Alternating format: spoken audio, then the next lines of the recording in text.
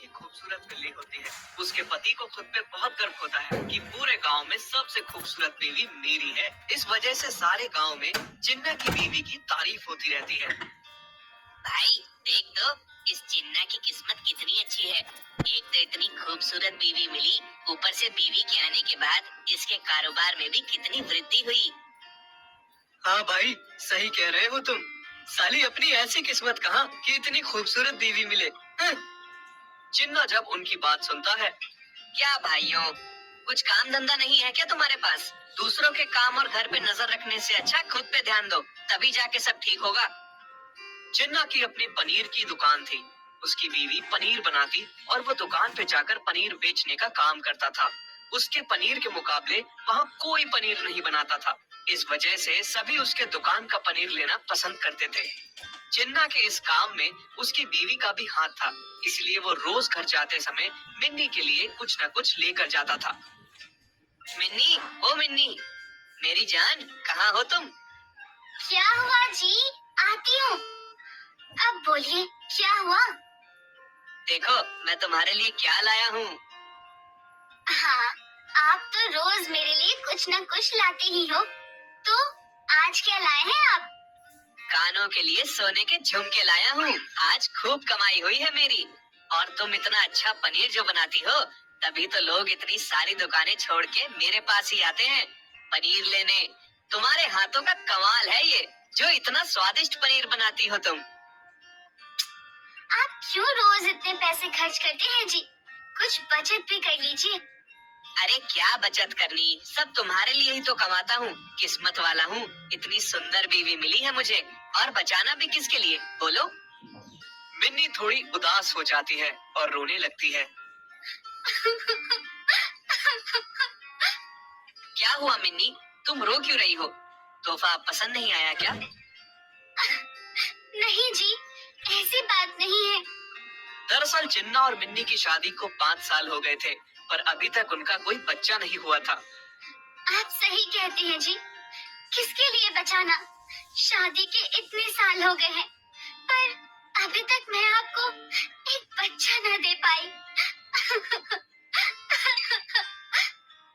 मिन्नी, मैं तुम्हें कितनी बार समझा चुका हूँ, ये सब हमारे हाथ में नहीं है। जब ऊपर वाला चाहेगा हमें बच्चा हो जाएगा। और वैसे भी बच्चा नहीं भी होगा तो भी मैं तुम्हारे साथ बहुत खुश हूँ। मिन्नी अपने पति के गले से लग जाती है। चिन्ना जी, मैंने सुना है सच्चे मन से माँ की पूजा करने से सभी मनोकामनाएं पूरी हो जाती है। मैं ये पूजा करूंगी, शायद हमें भी देवी माँ एक फूल सा बच्चा दे दे। हाँ मिन्नी, जैसा तुम्हें ठीक लगे करो। मिन्नी माँ की पूजा करती है। थोड़े दिनों बाद मिन्नी गर्भवती हो जाती है, जिससे मिन्नी और चिन्ना बहुत खुश थे। चिन्ना मिन्नी का बहुत ध्यान रखता था। कुछ दिनों में मिन्नी एक प्यारी सी छोटी सी बच्ची को जन्म देती है। देखो तो चिन्ना जी, कितनी सुंदर है हमारी बच्ची। हाँ मिन्नी, तुम्हारी ही तरह सुंदर है। हाँ जी, आप सही कहते हैं, पर ये मुझसे ज्यादा सुंदर है। थोड़ी आप पे भी गई है ना? चिन्ना और मिन्नी बहुत खुश थे कि उनकी बच्ची हुई है। उसका नाम वो लिली रख देते हैं। चिन्ना जैसे रोज शाम को मिनी के लिए कुछ न कुछ लेकर आता था, ठीक वैसे ही अब वो लिली के लिए भी ले आता।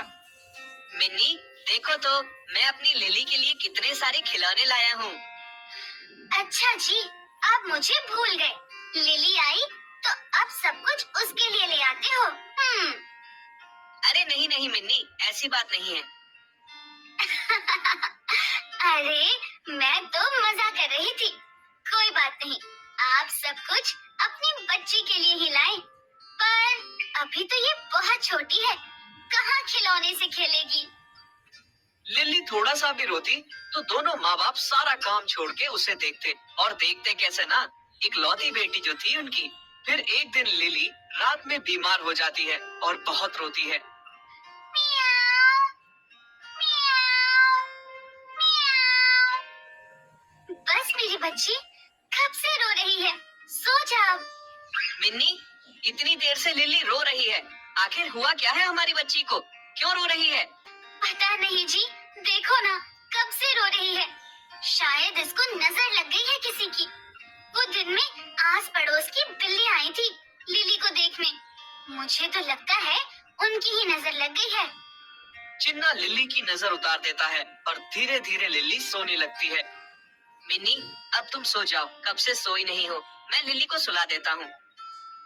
लिली अब थोड़ी बड़ी हो गई थी, छोटी छोटी चीजों के लिए जिद किया करती थी और माँ बाप की लाडली जो थी, इसलिए वो भी उसकी हर जिद को पूरा करते। माँ, माँ, मुझे भी बाकी बच्चों की तरह पार्क में खेलने जाना है। आप मुझे ले जाओगे ना? मिन्नी बिटिया इतना जिद कर रही है तो कल इसको पार्क में घुमाने ले जाना। ठीक है जी, ले जाऊंगी। अगले दिन मिन्नी लिली को लेकर पार्क जाती है। वो लिली को पहली बार बाहर लेकर जाती है और लिली को साथ साथ रहने को कहती है। जैसे ही लिली पार्क में पहुंचती है, वो पार्क में आए हुए बच्चों को देख के बहुत खुश हो जाती है और माँ का हाथ छोड़ के आगे निकल जाती है। मिन्नी उसको पीछे से आवाज लगाती है, लिली, लिली बेटा, रुक जा, अकेली मत जा। लिली बच्चों के साथ खेलने के लिए जा रही थी, तभी वहाँ बोरवेल के बने गड्ढे में गिर जाती है। लिली, मेरी बच्ची को बचाओ कोई। लिली उस गहरे खड्डे में फंस जाती है। ये देख के सभी लोग वहाँ इकट्ठा हो जाते हैं। मियाओ, मियाओ, माँ, बाबा, मुझे बचाओ। मेरा यहाँ पर दम घुट रहा है। तभी चिन्ना वहाँ पहुँच जाता है। तू घबरा मत मेरी बच्ची, मैं तुझे बहुत जल्दी बाहर निकाल लूंगा। चिन्ना जी, मुझे मेरी बच्ची चाहिए, उसको किसी भी तरह बाहर निकालिए। ये कह के मिन्नी बेहोश हो जाती है। मिन्नी, होश में आओ। तुम ही ऐसे करोगी तो हमारी बच्ची का क्या होगा।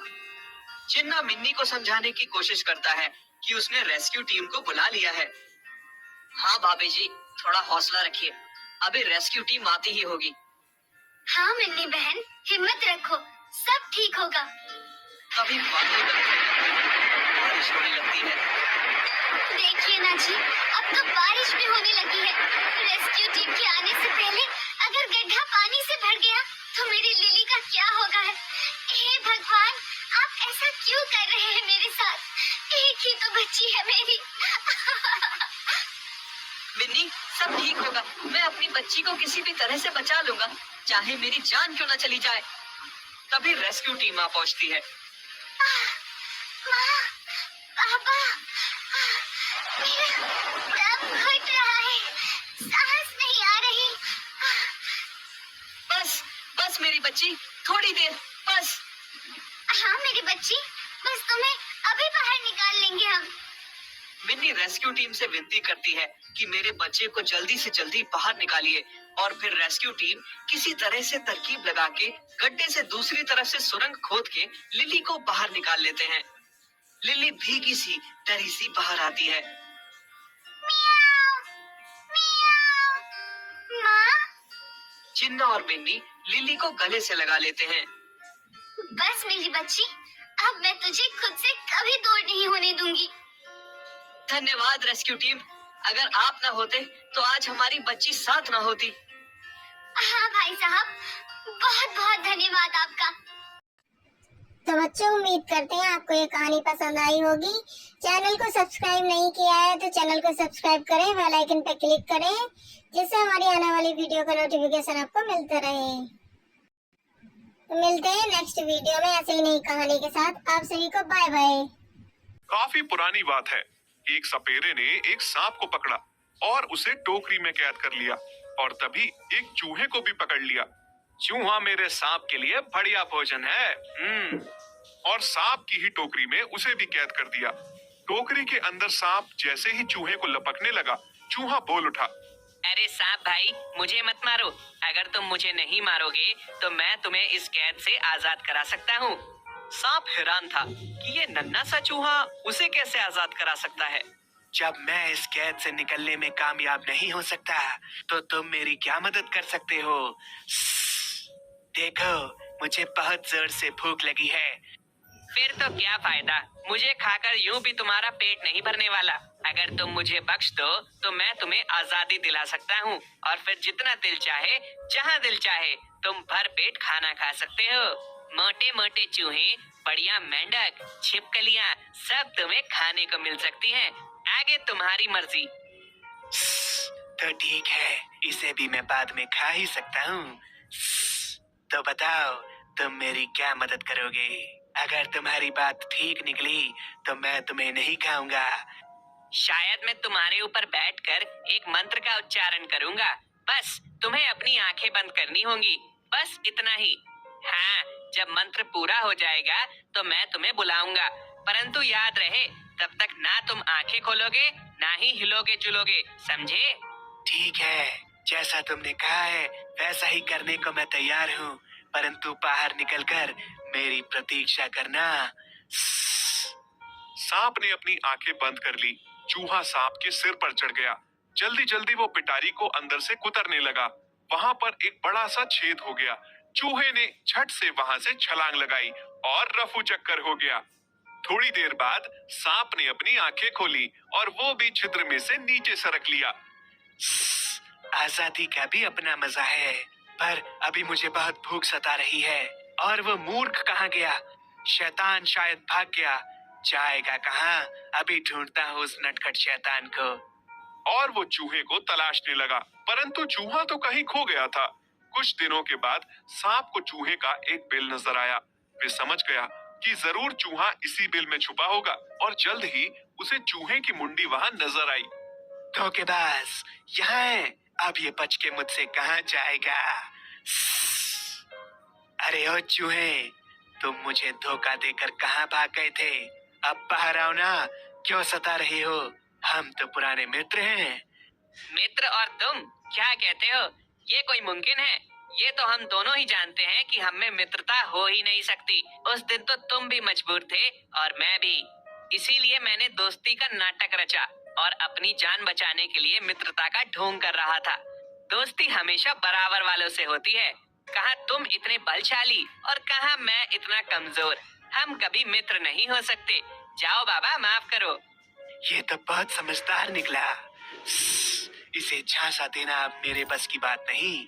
अब मुझे कहीं और अपना भोजन तलाश करना होगा।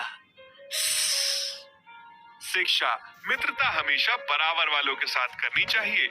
यदि आप ऐसी कहानियां और देखना चाहते हैं तो हमारे चैनल को सब्सक्राइब करें और बेल आइकन पर क्लिक करें ताकि हमारी सारी नई वीडियोस आप सबसे पहले देख सकें। ईमानदार गाय और शेर की कहानी। पुण्यगिरी नाम के एक गांव में राम सिंह करके एक किसान रहता था। उसके पास बहुत सारे गाय थे, लेकिन उनमें से एक गाय थी जिसका नाम सीता थी। सीता एक बहुत ही सुशील और ईमानदार गाय थी। वह दिखने में भी सोने का रंग में बहुत सुंदर थी। उसकी एक बछड़ा भी थी जो बहुत छोटी थी। एक दिन राम सिंह सारे गाय को लेकर चराने के लिए जंगल चला जाता है, लेकिन थोड़ी देर के बाद सीता झुंड से अलग हो जाती है। हे भगवान, मैं किधर पहुंच गई? अब मैं क्या करूं?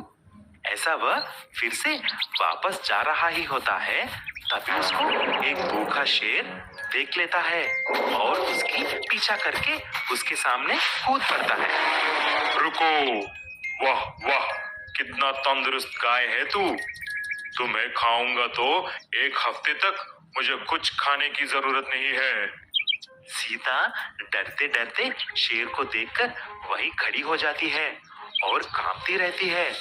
महाराज रुकिए, एक बार मेरी बात तो सुनिए। मेरी एक विनती सुनिए। मुझे पता है कि आज मैं आपके हाथों में मरने वाली हूँ, लेकिन उससे पहले मेरी एक आखिरी इच्छा सुनिए। मुझे कुछ नहीं सुनना है, मैं बहुत भूखा हूँ। आओ मेरी भूख मिटाने के लिए। हा हा हा हा हा। महाराज, मैं जरूर आपकी भूख मिटाऊंगी, लेकिन पहले मेरी बात तो सुनिए। मेरी आखिरी ख्वाहिश, उसके बाद आप जो चाहें मैं करने के लिए तैयार हूँ। ठीक है, बोलो क्या है। शेर महाराज, मेरी एक छोटा बेटा है। वह अभी नादान है। वह मेरी इंतजार कर रहा होता है। मैं एक आखिरी बार जाकर उसको पेट भरकर दूध पिलाकर, खाना खिलाकर, उसकी देखभाल किसी और गाय को सौंपकर मैं आ जाऊंगी, बस। क्या तुम मुझे पागल समझ रही हो? एक बार तुम इधर से गई तो वापस क्यों आएगी? मुझे उल्लू मत बनाओ। मैं इस जंगल का राजा हूँ, बेवकूफ नहीं। अरे नहीं महाराज, मेरी बात यकीन करो। मैं वादा करती हूँ कि मैं अपने बेटे को एक आखिरी बार खाना खिलाकर आ जाऊंगी। आपको भी तो बेटे बच्चे होंगे ना, मेरी बात मान लो। ठीक है, जल्दी आना। ऐसा सीता अपने बेटे के पास जाती है। अपनी माँ को देखकर बछड़ा बहुत खुश हो जाता है। जल्दी ही उसके पास जाकर दूध पीने लगता है। तभी सीता ने पानी भरी आंखों से ऐसी बोली, बेटा, तुम्हें हर वक्त ईमानदारी के साथ रहना होगा, सबका आदर करना होगा, दोस्तों के साथ अच्छी तरह खेलना और सबको प्यार से देखना। मुझे मालूम नहीं कि मैं फिर वापस आऊंगी कि नहीं। ऐसा बोलकर सीता जंगल की तरफ निकल पड़ी। लेकिन शेर को यकीन नहीं था कि सीता वापस आ जाएगी। शेर सीता की राह देखने लगता है। इतने में सीता वहां पर आती है। शेर सीता को देखकर चौंक जाता है। सीता की ईमानदारी को देखकर शेर ने ऐसा बोला, अरे सीता, मुझे यकीन नहीं था कि तुम वापस आओगे। तुम्हारी जान से भी ज्यादा तुम अपने वादा को निभाया है। इतना सच्चा दिल वाले को मैंने कभी नहीं देखा। इसीलिए मैं तुम्हें बख्श देता हूँ। जाओ, जाकर तुम्हारे बछड़े के साथ खुशी से रहना। ऐसा बोलते ही सीता दौड़कर वापस आ जाती है। उसकी माँ को देखकर बछड़ा बहुत खुश हो जाता है और खूब मस्ती किया। सीख, हमारी ईमानदारी ही हमारी जान बचाती है। तो बच्चों, उम्मीद करते हैं आपको ये कहानी पसंद आई होगी। अगर आपने हमारे चैनल को सब्सक्राइब नहीं किया है तो चैनल को सब्सक्राइब करें, बेल आइकन पर क्लिक करें, जिससे हमारी आने वाली वीडियो सबसे पहले आपको मिल सके। तो मिलते हैं ऐसे ही एक नई कहानी के साथ नेक्स्ट वीडियो में। आप सभी को बाय बाय। लोमड़ी और 7 बकरियां। एक जंगल में 7 बकरियां रहती थी। वो सातों हमेशा साथ रहती थी, एक साथ ही घूमती रहती, एक साथ खाना खाती। उन सातों बकरियों की दोस्ती की मिसाल पूरा जंगल देता था। एक दिन एक हाथी ने कहा, अरे बकरियों की टोली कहाँ चली?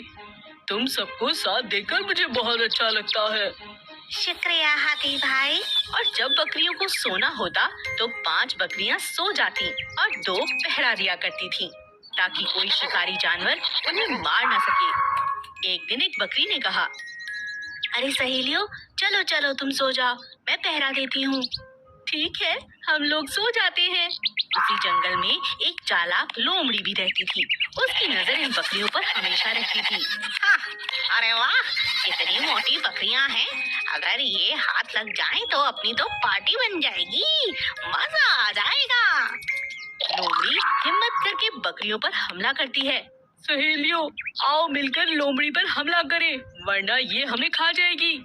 लेकिन साथ में बकरियां एक साथ लोमड़ी पर हमला कर देती हैं, इसी कारण वो वहाँ से भाग जाती है। अरे अरे बचाओ बचाओ, भागो भागो यहाँ से। लोमड़ी बकरियों से पिटकर दुम दबाकर वहाँ से भाग जाती है, लेकिन वो अभी भी बकरियों को मारने की योजना बनाती रहती है। इन बकरियों ने मुझसे पंगा लिया है, इन्हें मैं नहीं छोड़ूंगी। लोमड़ी छुप छुप कर उनका पीछा करती है। एक दिन बकरियों के बीच पेड़ की टहनी के हरे पत्ते खाने को लेकर कहासुनी हो जाती है। अरे ये क्या कर रही हो? ये पत्ता मेरा है। तुम इसे क्यों छेड़ रही हो? ये मेरा है, ये मैंने तोड़ा है। मुझे हरे पत्ते पसंद हैं, ये मेरा है। तभी वहाँ बड़ी बकरी आ जाती है और उन्हें समझाती है कि आपस में लड़ना सही बात नहीं। लेकिन वो तीनों बकरियां झुंड से अलग होकर चलने लगती हैं। लोमड़ी को तो इसी बात की तलाश थी। हाँ, कितने दिनों तक साथ रहती, देखा हो गया झगड़ा। आज लूंगी इनसे अपना बदला, एक एक कर इन तीनों को खा जाऊंगी, किसी को नहीं छोड़ूंगी। आज तो मेरे लिए बहुत अच्छा दिन है। चलो इनका शिकार करती हूँ, इनकी इस लड़ाई का फायदा उठाती हूँ। इस बात का फायदा उठाकर लोमड़ी उन पर हमला कर देती है। तीनों बकरियां एक दूसरे से नाराज थीं, इसीलिए एक दूसरे की तरफ देखती भी नहीं और इसी बात का फायदा लोमड़ी उठाती है। एक एक करके वो तीनों बकरियों को खा जाती है और फिर बाकी बकरियां यह सब देखकर हैरान रह जाती हैं और समझ जाती हैं कि हमेशा एकता में ही बल होता है। लड़ झगड़ कर कोई फायदा नहीं, अपना नुकसान हो सकता है। लड़ झगड़ कर कोई फायदा नहीं, अपना नुकसान हो सकता है। तो बच्चों, आपको ये कहानी पसंद आई तो चैनल को सब्सक्राइब करें, बेल आइकन पर क्लिक करें, जिससे हमारी आने वाली वीडियो सबसे पहले आपको मिल सके। तो मिलते हैं ऐसे ही नई कहानी के साथ नेक्स्ट वीडियो में। आप सभी को बाय बाय।